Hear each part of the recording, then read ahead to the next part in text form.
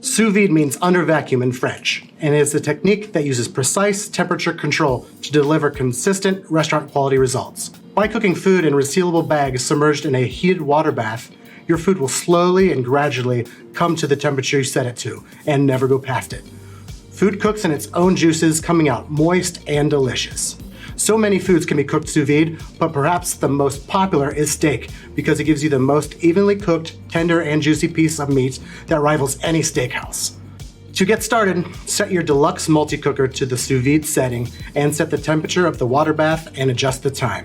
I want my steaks cooked medium, so I am setting the water to 135 degrees. I'll set the time for 2 hours. With most foods, there is a window of time where you can hold your food at the temperature without affecting the outcome. This is great when you're having people over and trying to time out your dinner. While the water is heating up, prep your food either with seasoning or a marinade.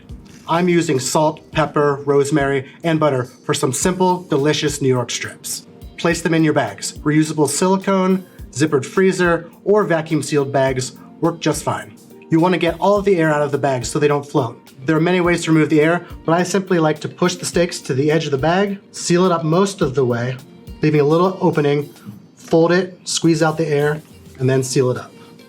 Once the water is up to temperature, place your food into the multi-cooker and close the lid. Make sure your food is submerged and the seal of the bag is above the water.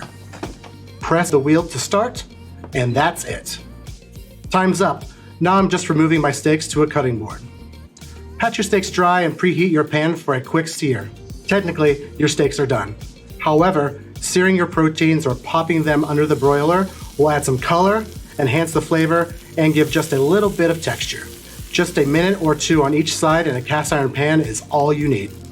Look at these steaks. With sous vide, you'll have medium cooked steak throughout from edge to edge, leaving them tender, juicy, and so delicious every time.